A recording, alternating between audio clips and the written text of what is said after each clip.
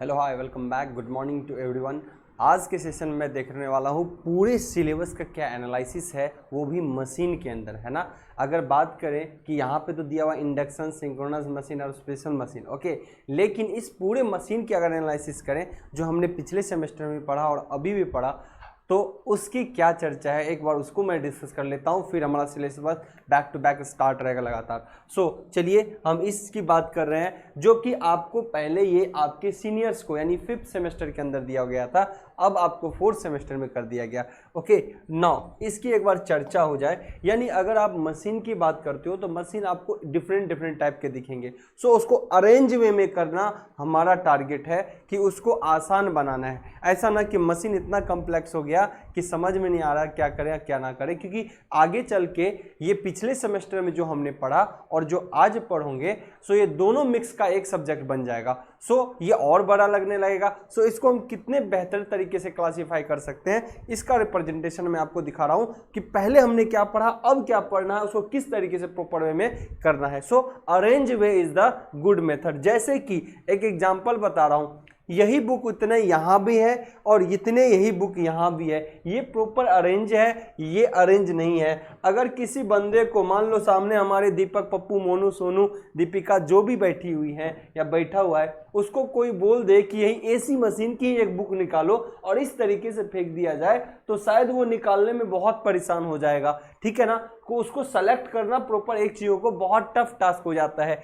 और उतना ही बुक को अगर अरेंज करके रखा जाए, और यहाँ देखो मत सपोज दैट कि प्रिया है, सपोज दैट मैं कहता हूं प्रिया है, तो कितनी आसानी से इसको मशीन का रेक मिला, प्रॉपर गया, बोला सेकेंड रो में जाइए, लेफ्ट के 3rd पोजीशन पे आपको मिल जाएगा, ये जाएगा सेकेंड रो में, है ना, और वहां पे लेफ्ट के 3rd पोजीशन पे सपोज दैट जो भी एक अरेंज में यहां से बुक उठाया और आराम से बैठ के पढ़ रही है, क्या दिक्कत है, कोई परेशानी है क्या। अरेंजमेंट बहुत इंपॉर्टेंट है। यही अरेंजमेंट ना हो तो चीजें बहुत टफ हो जाएंगी, बहुत आपको कॉम्प्लेक्स दिखेगा, लेकिन अगर प्रॉपर अरेंज चीजें हैं तो वो चीजें आपको बहुत आसान हो जाती है। एक बेसिक एग्जांपल मैंने आपको दिया कि इस चीज को किस तरीके से करना है। एज ए इलेक्ट्रिकल इंजीनियर मेरा हमेशा से टारगेट रहा है कि चीज़ों को आसान बनाया जाए। तो हमारा ये जो इस सेमेस्टर का सिलेबस है उसको हम किस तरीके से बेहतर बना सकते हैं, ठीक है ना। यहाँ कोई भी हो सकता है ना। चलिए नौ मैं बात करूं कि एसी मशीन को हम किस तरीके से आसान बनाएं। एसी मशीन को हम किस तरीके से आसान बनाएं, यानी इलेक्ट्रिकल मशीन है, हमने क्या पढ़ा और क्या पढ़ना है मुझे, और दिमाग में कैसे बैठा रहे, 3 फेज सिंगल फेज क्या है, सारी चीज एकदम क्रिस्टल क्लियर हो जाएगा। आइए, क्योंकि पूरे सिलेबस का निचोड़ बता रहा हूं मैं, है ना, यहाँ पूरे सिलेबस का आपको निचोड़ बता रहा हूं। तो चलिए सर, यहाँ मैं बात करूं आज की क्लास में, तो सर सबसे पहले इलेक्ट्रिकल मशीन को 2 तरीके से मैं बांटता हूं, ध्यान से देखिएगा। इलेक्ट्रिकल मशीन को 2 तरीके से मैं बांटता हूं यहाँ पे। पहला है एसी मशीन, और दूसरा है डीसी मशीन, है ना। एक है एसी मशीन और है दूसरा डीसी मशीन। एसी मशीन क्या है सर, जो एसी पे ऑपरेट होता है, और डीसी मशीन जो डीसी पे ऑपरेट, आई होप मेरी आवाज़ आ रही है ना, जो डीसी पे ऑपरेट होता है। एसी मशीन जो एसी पे ऑपरेट होता है और जो डीसी मशीन डीसी पे ऑपरेट होता है। सर अगर डीसी मशीन की बात करें तो इसका मोटर और जनरेटर आपने पिछले सेमेस्टर में ही पढ़ लिया है। ये कहाँ पे आपने पढ़ा है, 3rd सेमेस्टर के अंदर ऑलरेडी डिस्कस कर लिया है। डीसी मशीन को आपने इसका मोटर और जनरेटर को अच्छे से स्टडी किया है। अब बात करूं मैं एसी मशीन की, तो एसी मशीन फिर क्लासिफाई होने लगते हैं। देखिएगा, एसी मशीन के अंदर अगर बात की जाए तो यहाँ पे एक ऐसा मशीन है, एक होता है रोटेटिंग मशीन, एक होता है स्टेशनरी मशीन, एक होता है स्टेशनरी मशीन और एक है हमारा रोटेटिंग मशीन। क्या है, रोटेटिंग मशीन। एकदम बारीकी से समझिएगा जी, है ना। तो अगर मैं बात करूं सर स्टेशनरी मशीन का, तो स्टेशनरी मशीन का एग्जांपल हमारा बेस्ट सुटेबल आता है क्या सर, ट्रांसफॉर्मर। क्या है जी, ट्रांसफॉर्मर। ट्रांसफॉर्मर। और ये भी आपने ऑलरेडी बहुत अच्छे से 3rd सेमेस्टर में कंप्लीट किया है ना।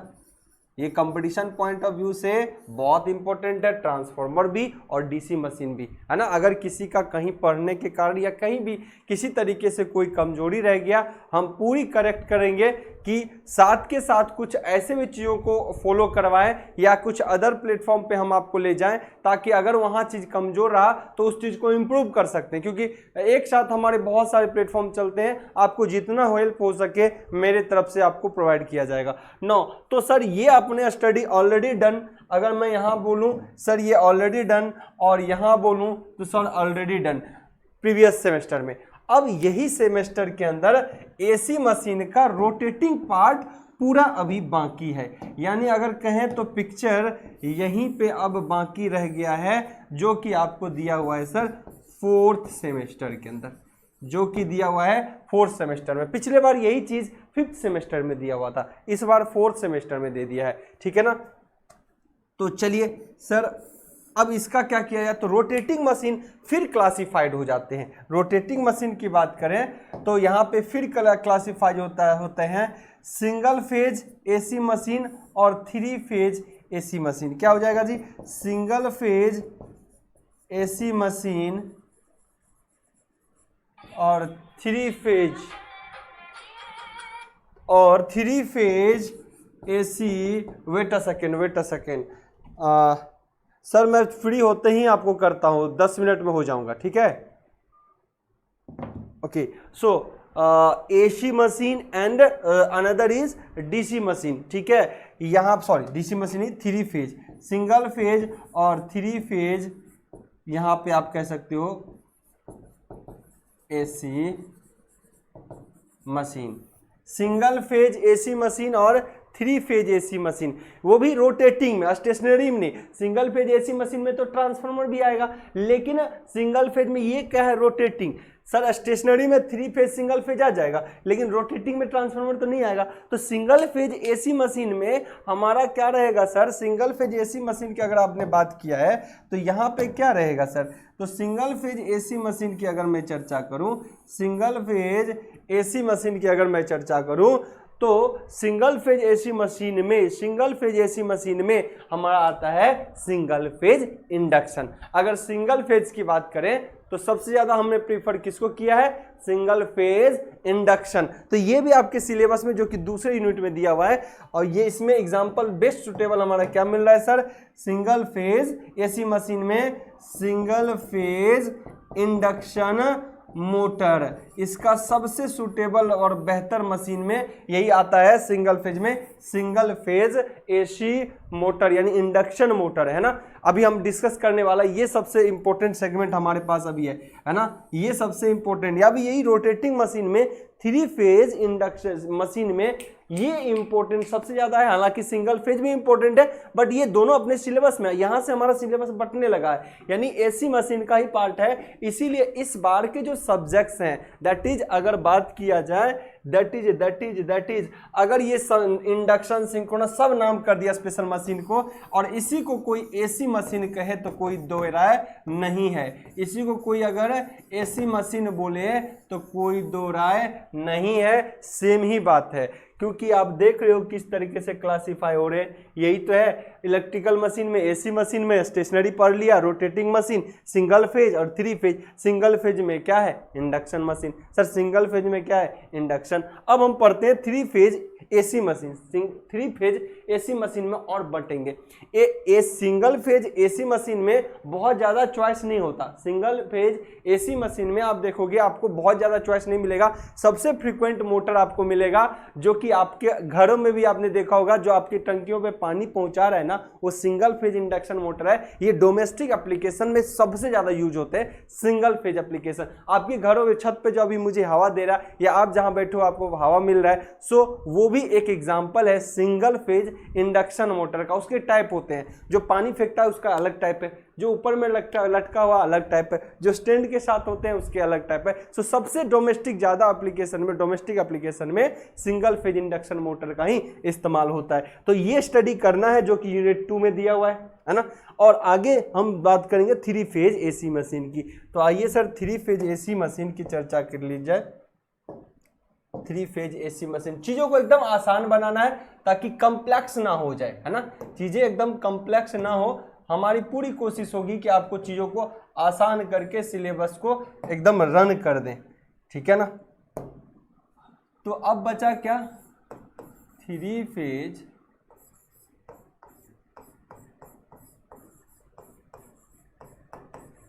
AC machine. क्या बचा है, 3 फेज एसी मशीन। अगर 3 फेज एसी मशीन की अब चर्चा होगी तो सर ये क्लासिफाई होते हैं। 3 फेज एसी मशीन तो क्लासिफाई होगा। आइए, बड़ा इंटरेस्टिंग है, बहुत इंटरेस्टिंग है सर। 3 फेज एसी मशीन को क्लासिफाई हम कुछ इस तरीके से करते हैं। एक 3 phase induction machine,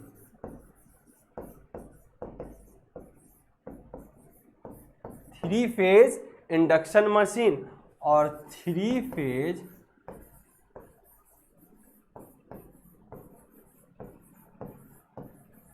synchronous machine.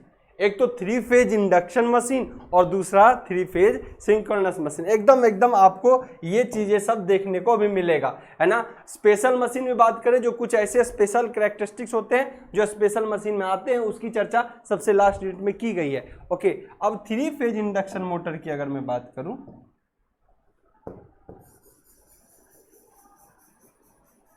ये पढ़ना अपने को,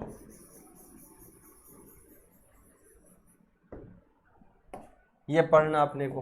ओके, नाउ अब 3 phase induction motor again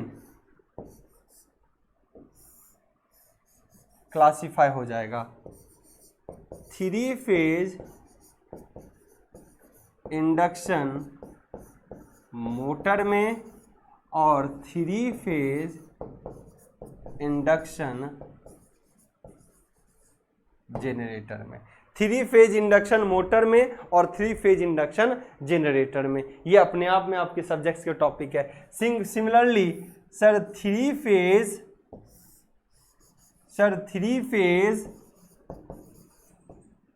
synchronous generator में एक बटेगा और दूसरा जेनरेटर में, और दूसरा 3 फेज सिंक्रोनस मोटर में, दूसरा 3 फेज सिंक्रोनस मोटर में। ओके, सो बहुत ही इंटरेस्टिंग, ये अपने आप में यूनिट बनते हैं, आपके सब्जेक्ट्स के अपने आप में यूनिट बन जाते हैं। 3 फेज इंडक्शन मशीन में आपको सर मोटर सबसे इंपॉर्टेंट पार्ट है। अगर इसकी बात की जाए तो सर मोटर सबसे इंपॉर्टेंट पार्ट है और ये सबसे पहले चैप्टर में यूनिट में दिया हुआ है। बहुत इंपॉर्टेंट और सबसे पहले चैप्टर में दिया हुआ है। सो अगर मैं कहूँ कि इसके लिए कुछ पिक्चर भी मिल जाए सर, अगर इंडक्शन मोटर के लिए कुछ हमें कंटेंट मिल जाए तो बड़ा मज़ा आ जाएगा। वेट अ सेकेंड, फ़िलहाल अगर कुछ चीज़ें मिल जाए। चलिए, एसी मशीन का कुछ चीज़ें मिला है ना। तो एसी मशीन मोटर में अगर 3 फेज का होगा तो सबसे इंपॉर्टेंट 3 फेज इंडक्शन मोटर आता है, सबसे इंपॉर्टेंट 3 फेज इंडक्शन मोटर आता है। उसके बाद 3 फेज इंडक्शन, अब देखिए, wait a second, 3 phase induction generator इतने एप्लीकेशन में नहीं होते। जनरेटर अगर चाहिए तो सबसे सुटेबल होता है सिंक्रोनस में, अगर मोटर चाहिए तो सबसे इंपॉर्टेंट होता है, यानी सबसे बेनिफिशियल होता है इंडक्शन में। तो इंडक्शन मोटर सबसे ज़्यादा यूजफुल, और जनरेटर बनाना है तो सिंक्रोनस जनरेटर सबसे ज़्यादा यूजफुल। सो इंडक्शन के जनरेटर इतने इफेक्टिव नहीं होते, लेकिन फिर भी ये डिजाइन किए जाते हैं। और इसका एप्लीकेशन जो होगा, आपने पढ़ा होगा विंड पावर प्लांट, है ना। इसका एप्लीकेशन आपको कहाँ मिलेगा, विंड पावर प्लांट के अंदर इसका एप्लीकेशन किया जाता है, विंड पावर प्लांट में इसका एप्लीकेशन किया जाता है। क्यों? क्योंकि विंड जो है उसकी स्पीड जो है वो वेरिएबल होते हैं, तो वेरिएबल स्पीड को मैनेज करके आउटपुट देना इसके लिए इसकी जिम्मेवारी होती है। सो इस टाइप के मशीन हमेशा यूज किए जाते हैं पॉन्ड के ऊपर, जो विंड टरबाइन घूमता है वहां पर इसका इस्तेमाल किया जाता है। तो इंडक्शन मशीन में सबसे ज्यादा इसके यूज बहुत कम है, एप्लीकेशन भी कम है, इसलिए इसको स्टडी भी कम करते हैं। ठीक है, मेनली मोटर को स्टडी करते हैं। सिंक्रोनस मशीन में आपको जो डिस्कस करना पड़ेगा, सिंक्रोनस मशीन में जो आपको डिस्कस करना पड़ेगा वो सबसे इंपॉर्टेंट है 3 फेज सिंक्रोनस जनरेटर जी। इसी का और दूसरा नाम क्या है? अल्टरनेटर। इसी का दूसरा नाम क्या है जी? अल्टरनेटर। और ये कौन सा अल्टरनेटर है सर? ये जो आप देख रहे हो ना, ये जो अभी देख रहे थे, वेट अ सेकेंड, ये जो अभी आप देख रहे थे ना, ये अपने आप में वेट अ सेकेंड, ये अपने आप में ये जो बड़े बड़े प्लांट्स देखते हो ना, ये बड़े बड़े जो प्लांट में देखते हो, NTPC power plant, thermal power plant, ये अपने आप में ये हैवी जनरेटर बड़ी ड्रास्टिक देखने में बड़ी डेंजरस होते हैं। ओके, सो ये अपने आप में यही है सिंक्रोनस जनरेटर, जिसका इस्तेमाल हम पावर प्लांट में करते हैं जी, जिसका इस्तेमाल हम पावर प्लांट में करते हैं। यही तो है सिंक्रोनस जनरेटर 3 फेज का, है ना। तो ये सब चीजें आपको एकदम बेहतरीन तरीके से समझना है, इसको बहुत अच्छे से समझना है जी, बहुत अच्छे से समझना है। इसी को अल्टरनेटर कहते हैं। नो सिंक्रोनस मोटर, फिर मोटर में 3 फेज में अगर चॉइस हो तो इंडक्शन को प्रेफर करते हैं, इसको नहीं, लेकिन इसका भी कहीं ना कहीं यूज होता है, इसको भी हम डिजाइन करते हैं, थोड़ा बहुत इसका भी एप्लीकेशन है पर बहुत वाइड नहीं है, तो इसको लेकिन सिलेबस में दिया गया है। तो ये आपके सिलेबस का पार्ट है, ये आपके सिलेबस का पार्ट है जी, 3 फेज सिंक्रोनस मोटर, है ना। अब इसमें कई ऐसे मोटर है जो सेल्फ स्टार्ट होते हैं, कई सेल्फ स्टार्ट नहीं होते, आपको स्टार्ट करना पड़ता है। सो ध्यान रखिएगा, सारे ये इंपॉर्टेंट है, ये आपके सिलेबस के पार्ट है। अगेन एक चीज दिया गया है आपको एडिशनल, एक स्पेशल मशीन, मतलब किसी खास पर्पस के लिए छोटे छोटे मशीन अलग डिजाइन किए गए, जैसे रिलक्टेंस मोटर, हिस्टेरेसिस मोटर, उसके बाद BLDC मोटर, तो अलग अलग टाइप के मोटर होते हैं, छोटे छोटे अलग अलग पर्पस के लिए बनाए जाते हैं ना। तो उसके स्टडी हम अलग करेंगे कि वो स्पेशल टाइप का थोड़ा है, उसके अलग अलग होते हैं, उसमें AC या DC पे ही काम करेगा, पर थोड़े थोड़े उसके प्रॉपर्टी, बिहेवियर, नेचर या उसके कुछ अलग कंडीशन होते हैं, इसलिए उसको स्पेशल मोटर में रख देते हैं। ये सब एकदम प्रॉपर वे, एकदम अरेंज्ड वे है जिसको अपने को डिस्कस करना होता है। तो आई होप ये सब आपने समझा होगा अच्छे से, इसमें कोई दिक्कत आपको नहीं रही होगी इन सारी चीज़ों में, कि क्या आपने पहले डिस्कस कर लिया। ये भी आपके यूनिट के पार्ट है, सिंगल फेज इंडक्शन मोटर, ये भी अपने आप में बड़ा इंपॉर्टेंट है और इससे कंपटीशन के एग्जाम में बड़ा पूछता है। सर ये सब कंपटीशन में खूब पूछे जाते हैं, खासकर इंडक्शन मोटर और सिंक्रोनस जनरेटर और इंडक्शन मोटर बहुत इंपॉर्टेंट है।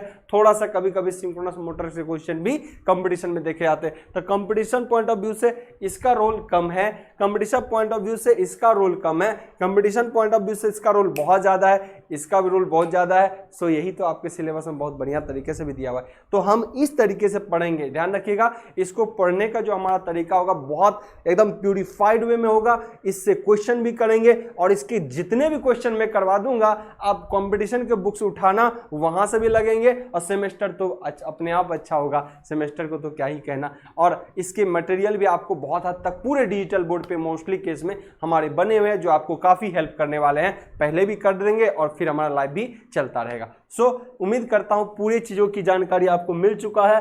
अगेन मैं बात करूं फिर से वही बात कि सर अपनी जो मामला है,